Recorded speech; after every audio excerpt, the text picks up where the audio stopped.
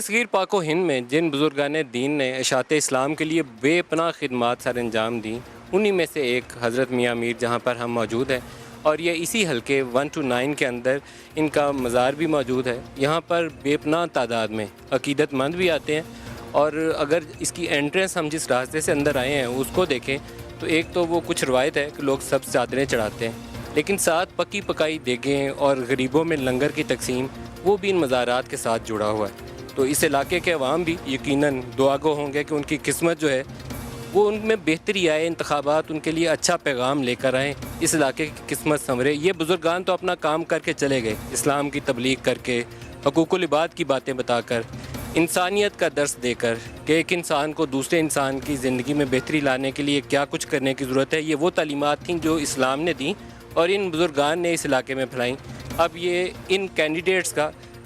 ان منتخب ہونے والے اراکین کا فرض ہے کہ وہ ڈیوٹی نبھائیں جس کام کے لیے ان کو منتخب کیا جاتا ہے۔